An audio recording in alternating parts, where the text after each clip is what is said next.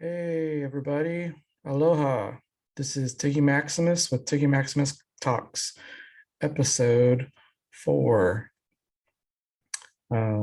Tiggy, myself, I will be talking about the Liverpool uh, fun week they had trying to accomplish the quadruple, getting all 4 cups.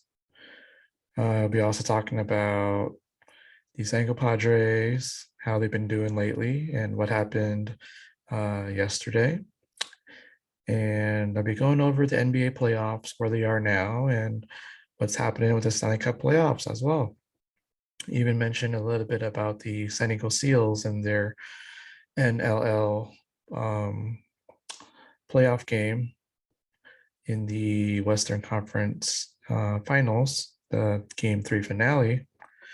So let's get into it, guys. So we have Liverpool, who has been trying to get 4 cups this actual season. They've already won the Carabao Cup, they've already won the FA Cup, and now they're going after the English Premier League championship.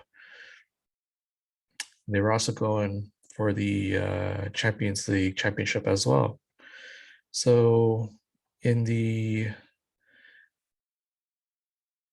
English Premier League championship, so last Sunday, I believe it was the 22nd, May 22nd. So Liverpool, their last matchup for the regular season finale was against Wolverhampton. So they had to beat Wolverhampton, and they needed Manchester City to either lose or tie. Well, it was one of the most interesting 20 minutes in the history of the English Premier League on the last day. And you have Liverpool, who ended up beating Wolverhampton 3-1. Now, Liverpool did their part, so they actually finished with 92 points. So at this time, Manchester City, who got paired with Aston Villa in their regular season finale, and going into this matchup, they had 90 points, and they needed to win to ensure that they would capture their English Premier League championship. That would end up with being 93 points. However, Aston Villa actually led 2-0, and in the 70th minute, it looked pretty grim for Manchester City and their title hopes. Then all of a sudden, given with 20 minutes to go, if the results were to hold, Liverpool would end up with the English Premier League and would have won their 3rd cup of the season. Then all of a sudden, Manchester City ends up scoring 1 goal. And then over the course of the next 5 minutes and 36 seconds, Manchester City scored a 2nd goal to tie Aston Villa. So given that Liverpool was going to beat Wolverhampton, and if the tie was going to hold up against Aston Villa for Manchester City, Liverpool would still win the English Premier League championship. And then at the end of 5 minutes and 36 seconds, Manchester City scores a 3rd goal to go ahead 3-2. And what do you know? Manchester City holds on to defeat Aston Villa 3-2, while Liverpool wins their matchup with Wolverhampton 3-1. So Manchester City gets to win the English Premier League championship with 93 points, and Liverpool had 92 points. So I actually had watched it the last 20 minutes of the Manchester City game against Aston Villa. I watched it on, I believe it was Peacock. And well, I was really hoping for Liverpool. I mean, for any team to win 4 cups in one season, that's just remarkable. So Liverpool fell short, and there was nothing more they could really do, though, because, they weren't playing Manchester City in the finale. They just needed to win their part and then have Manchester City lose or tie. So Liverpool already did their part. But Manchester City, they weren't going to lose the title on their home field with the way things were going. They got to do something in the last 20 minutes to make sure the home fans will go home happy. But yeah. So fast forward to this past Saturday, May 28th. So it is the Champions League final. Real Madrid versus Liverpool. And this is Liverpool's shot at a 3rd cup again for the season.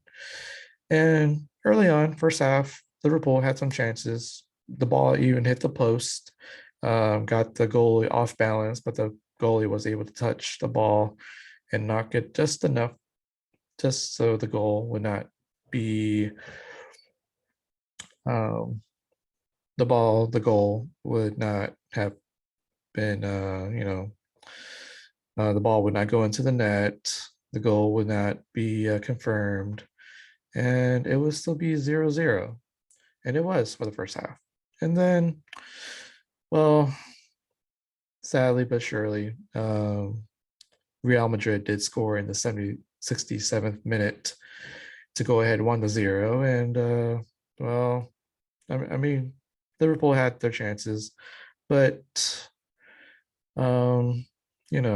it was, it ended up 1-0. And Liverpool missed another chance to win their 3rd cup of the season. So Liverpool ends up with just 2 cups, the Carabao Cup and the FA Cup. So, I mean, it's better than nothing, right? So that's it for Liverpool. And hopefully, they might be able to build on their success. And they do have a little window of opportunity, but they do have to make some roster decisions, including how to deal with Mane and Mohamed Salah. I think Mohamed Salah actually did make a decision that he was going to stick around for another year or two. But the thing is, I mean, guys get older, and guys who get older in soccer, they don't really produce that well, being productive as the years go on. And it creates a little drama, a little issue for the team who's trying to move on and try to transition from one talent to another when, veterans' times are up, and then you're supposed to train the new young guys to take over. But if all the money is invested in a lot of these veterans who are still trying to get this dynasty going for the club, well, hopefully the team ownership and management knows how to get out of it and, still make the best of it. And we'll see what happens with Liverpool. It'll be interesting to see if they can build next season on how this season went. But, in a way, I do kind of want to see a team from any of the major European soccer leagues try to go for 4 cups in the season. I don't know if I read enough where an actual European top tier, top level, top flight soccer team in Europe has actually won 4 cups, 4 major cups in one particular season. I mean, I would imagine their own league. and then they have a competition with everyone in their own country, and then another one that's also with everyone in their own country, and then you got the Champions League. So let's see what happens. Maybe someday I might see someone try to win and quite possibly clinch all 4 cups. But until then, it'll be interesting seeing how these European competitions go as each season goes by. So okay, so let's transition to the San Diego Padres. Um, they are known to have a problem with their offense. They leave a lot of guys on base, and um, even if guys are on base, actually, but they're still having trouble with their slugging. So it's even with guys on base and the fact that they're having a hard time actually putting the ball in play, where there are actually not guys there to feel the ball and everything. So, ooh. So they technically had a hard time with the Pittsburgh Pirates, and they're not exactly elite level in the Major League Baseball, much less the National League. But I have to admit, all 3 games between the Pirates and the Padres at Petco Park this past weekend was pretty exciting. It's like the games will end up being a stalemate for most of all 3 games, and then the Padres with a major home run or a major hit decided the Padres' victory on Friday, and the Padres was going to defeat the Pirates on Saturday, but then um, a big hit, a big 3-run homer from the Pirates in the top of the 9th inning with one of the best elite closers in the game right now for the Padres. And the Padres ended up losing 4-2 on Saturday. And it was a great start by the Padres because Joe Musgrove had actually started for the Padres. He did pretty well. And I actually like the Padres pitching, starting rotation. They're doing pretty well. My only issue is their relief pitching, closing games, or much less having middle relief try to get from the starter to the closer. I still have my issues with that the last season or two, and it's still a problem this season as well. So, um, I also wanted to mention that um, the Padres on Sunday. Um, so the Padres actually got ahead with a clutch hit um, to go up 2-0 on the Sunday game, the rubber match against the Pirates, and the Padres actually gave up the lead and it ended up being a tie game um, by the 9th inning.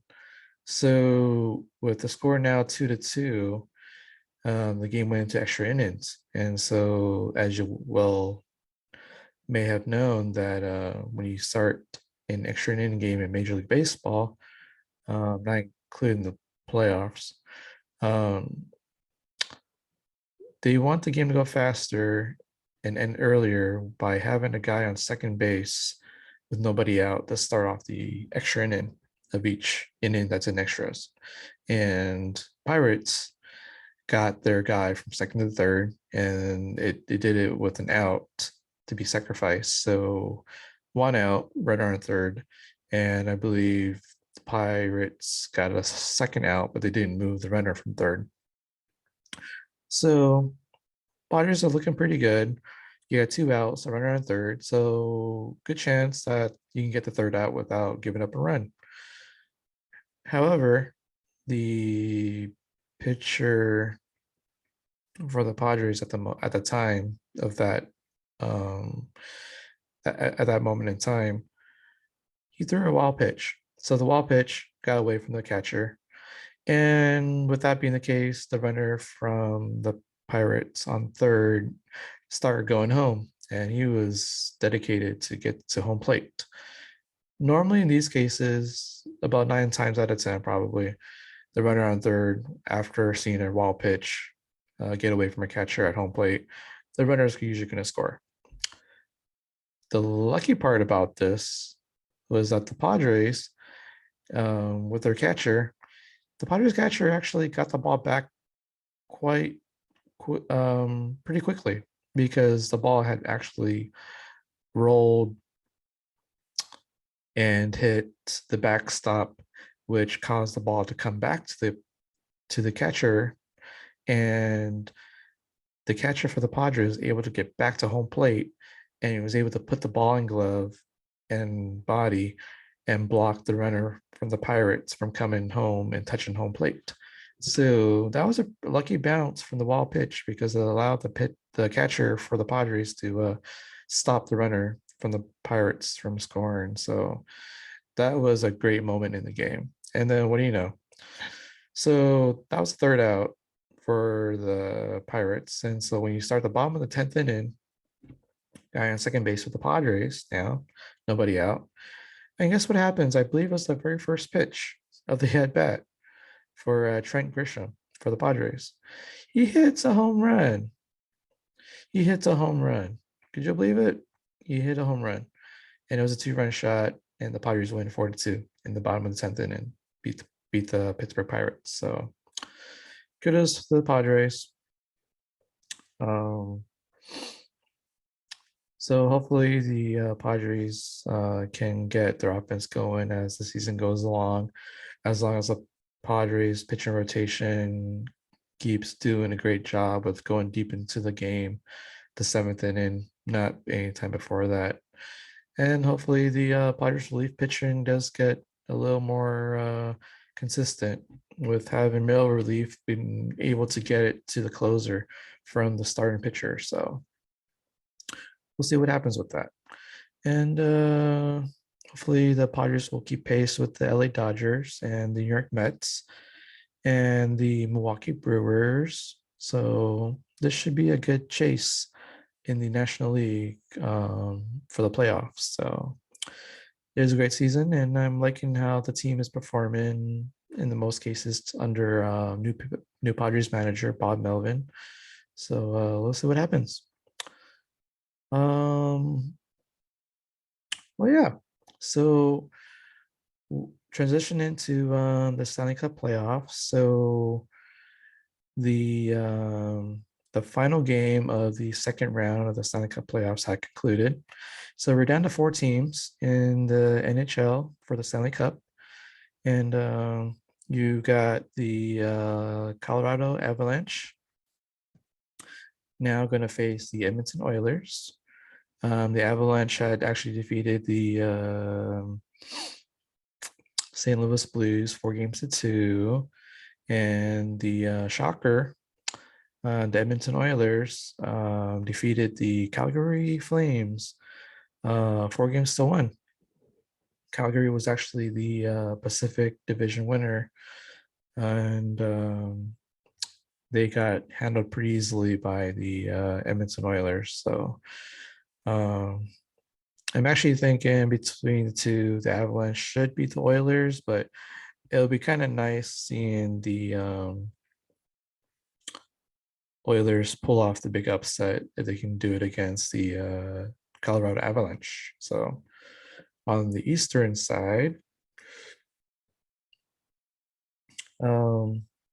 we just watched the New York Rangers win Game 7 on the road against the Carolina Hurricanes. So now they won 4-3, and now they face the 2-time defending Stanley Cup champions, who are going for a three-peat, the Tampa Bay Lightning, who actually took care of the President Trophy winners, the Florida Panthers, 4-0, a big sweep.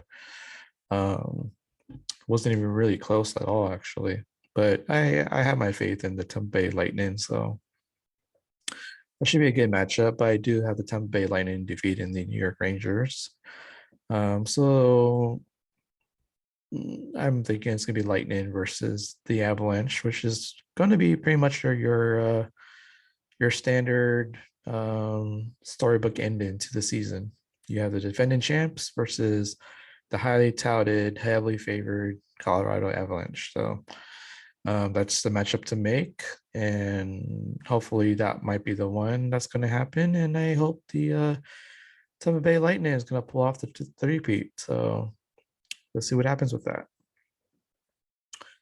Now, with the NBA playoffs, well, the third round had concluded, and now we have our NBA finals for the 2022 season of the NBA. And you got the Golden State Warriors, the 3 seed out of the Western Conference, and you got the Boston Celtics, number 2 seed out of the Eastern Conference. And Boston was able to pull it off, winning on the road in Miami for Game 7. So starting with the Western Conference final, the Golden State Warriors easily handled the Dallas Mavericks 4-1. Not too much drama going on there. It was pretty easy for the Golden State Warriors. And now that they got back a lot of their players being healthy, everyone is at their peak performance. Got your Steph Curry, Klay Thompson, Draymond Green, and then you add in Jordan Poole, Kevin Looney, and you got your Andrew Wiggins. So the Golden State Warriors are pretty loaded. They have not won the championship in a few seasons now, but now that they're fully healthy, they are heavily favored to win the NBA Finals against the Celtics. The Boston Celtics, so they were up 3-2, and they allowed themselves to not win Game 6, and Jimmy Butler was a big part of that. They were able to force a Game 7, bring it back to Miami, and for the most part, Boston was winning the matchup in Game 7 over the Miami Heat. And then Miami Heat, down 98-87 in the fourth quarter, they decided to, you know what, let's just take what they give them, right? So the Miami Heat on three straight possessions got layups. So you went from 98-87 to 98-93 with under a minute to go. And the Miami Heat hit a 3-pointer on the fourth possession after shutting down the Boston Celtics. And now it's 98-96. So going back, you have the Boston Celtics trying to go for a shot, try to get some points, and they missed it. So the Miami Heat, with under 20 seconds to go, is 98-96. They're down by 2, and you got Jimmy Butler coming down with the ball. And with 17 seconds left, Jimmy Butler pulls up for a 3. It was short, and the Boston Celtics ended up rebounding the ball, get fouled, and they put up 2 free throws to go up 196 with 11 seconds to go. I mean, I could go either way with it. I mean, I do give kudos for Jimmy Butler for taking a shot to try to win the game, that 3-pointer, because at that point, he actually had played every single second or minute of that game. So he doesn't want to go overtime, probably. You'd already be tired, and you don't want to play extra basketball. So if you have a chance to win it, win it. The only issue I have with that shot was that it was short, and I figured that the way things were going, he was guarded by a very old Al Horford. Now, at the same moment, you can see in the corner of the screen, Jason Tatum was guarding the guy who was in the corner 3 area. So Jason Tatum would not have been able to help out with defending Jimmy Butler had actually gone straight to the basket. And given how much space there was, I would feel that looking at it over and over again, Jimmy Butler could have beaten one-on-one Al Horford and gone to the basket and got an fairly easy layup or a short range shot, high percentage shot to tie the game. And if he had tied it, I actually don't have a problem with Boston having the last shot because they were flat for 4 straight possessions with the ball, with the lead, and allowing Miami to score and not score themselves. So that allowed Miami to get back in the game in that last minute. Normally, when you have an 11-point lead in the last 2-3 minutes, you should have already sealed the game at that point because you should be scoring some points as you're allowing Miami to score on every possession as that happens. But Miami kept scoring points on their possessions back to back to back, while at the same time, Boston is not reciprocating with scoring something during those 4 or 5 possessions. So you let them go on a 9-0 run and then give them a shot at trying to tie or win the game. And what's going to happen when you get the ball last and your offense is pretty flat for the last 2-3 minutes? So I think Boston got lucky there. So, but it is what it is. And even Jimmy Butler said that he had no problem taking that shot because he wanted to win the game. He had a shot, he took it. Kudos for him for being gutsy. And I wouldn't be talking about like it was a bad shot if he had made it, right? So anywho, so we got our Boston Celtics versus Golden State Warriors final, which looks pretty good on paper, and it looks pretty good after watching the playoffs the past few weeks. So if I had to choose between the two teams, and I actually don't want either team to win, actually, because I'm a Lakers fan, and I don't want Boston to win another one to get ahead of the Lakers in the total championship total. But at the same time, the Golden State Warriors, I don't want them to win either, but I'm actually a Steph Curry fan. So if I had to choose, really, I would pick Golden State Warriors to win, probably in 6 games. So there's that, and I actually look forward to watching the NBA Finals every single game as I can. Most of the games should be at 5:30, 6 o'clock, starting on June 2nd, and then June 5th, June 8th, June 10th, and then it goes, I think, June 13th and June 16th, and then June 19th or something. So should be a good series. A lot of stars on both sides. So, and I would like to end this on talking about the San Diego Seals. So I went to the game Saturday night. It was game 3, the finale, and both sides had won 1 game. The first game I actually went to of the Western Conference Finals of the NLL Western Conference Finals, and San Diego lost that one 12-10 to the Colorado Mammoth. I believe in that game, the San Diego Seals had actually led during that game, and I remember them giving up the lead late, which I've noticed the Seals doing that every single game I've been to, actually. And so the game went to Colorado. What do you know? San Diego Seals won in overtime on a Drew Doby overtime goal, or within like a couple minutes of overtime. So that brings us to this past Saturday, game 3 for all the marbles of the Western Conference Finals. And it's a good game. I like watching indoor lacrosse. It's a lot of back and forth action. And the San Diego Seals actually got up 9-5. A lot of great goals. And it was halftime. 9-5, San Diego Seals. It looks like, with a 4-goal lead, they should be able to hold it, right?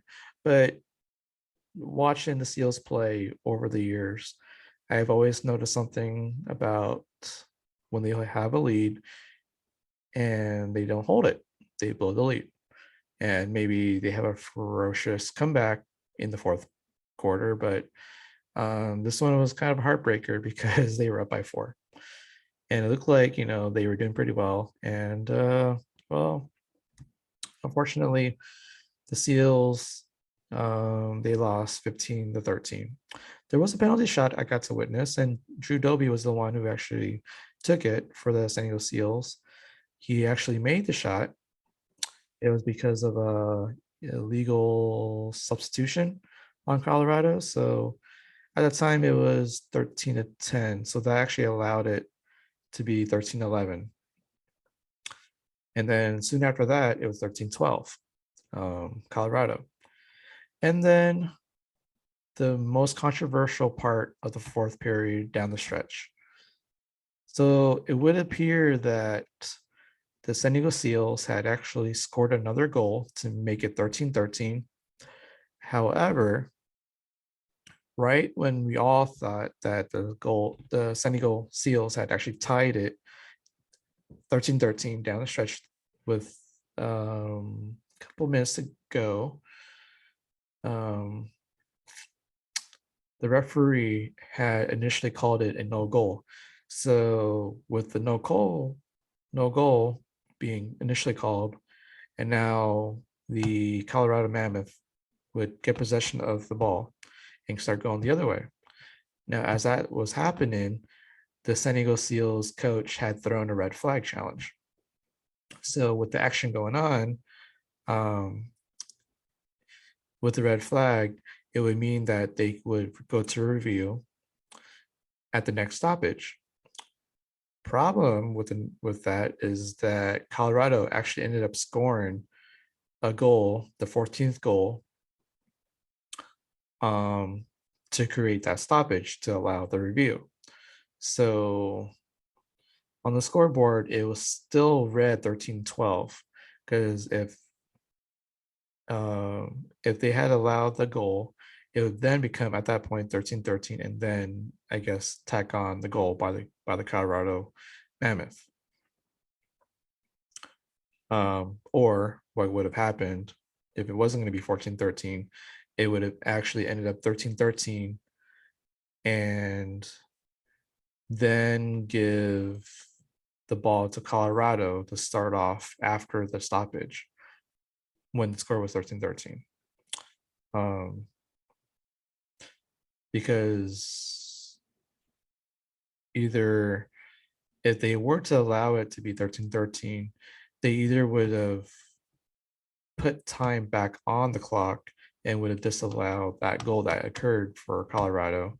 But because if it was not allowed, the goal was not allowed or declared a no goal, then they would have just kept whatever action had occurred as if, what had actually happened, which is technically no goal was called and you continued the action and Colorado scored at the next stoppage. So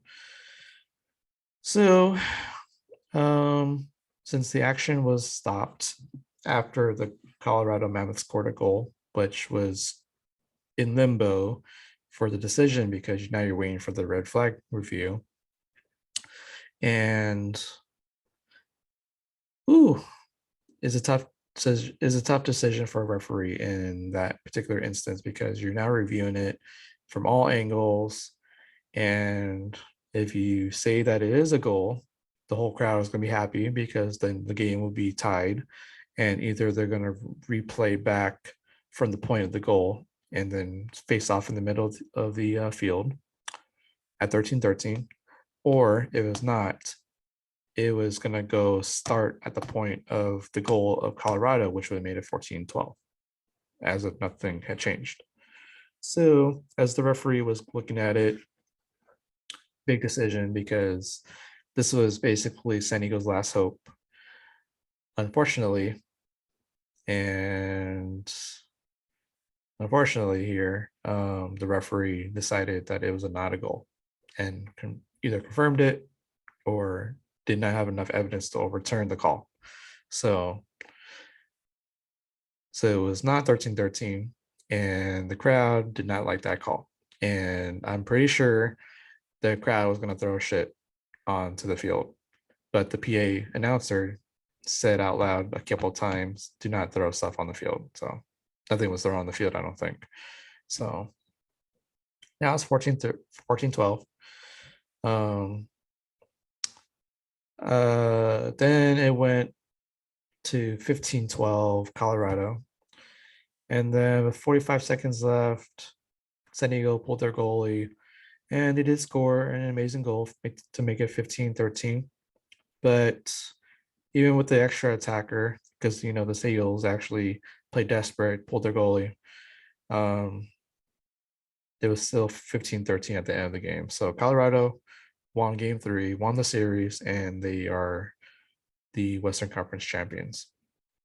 So with that being the case, Colorado now faces the Buffalo Bandits in the National Lacrosse League championship. Best 2 out of 3. Colorado versus Buffalo. So I'll probably keep some tabs on it, but I won't be as excited to watch it because San Diego's not in it. So, but I think San Diego has something to build on for next season if they're able to keep most of their roster. I do suggest that the San Diego Seals upgrade their goaltending because they did switch out their goalie. I saw it during the game. And then the new goalie did not do much better, actually. So I couldn't even tell you if they went back to their old goalie because, Colorado kept scoring on us. So hopefully, going forward, the San Diego Seals look into upgrading their goaltending. So either through the draft or through free agency. So see what happens. So on that note, this is Tiggy Maximus signing off, and I'll talk to you guys later. There, guys. Bye.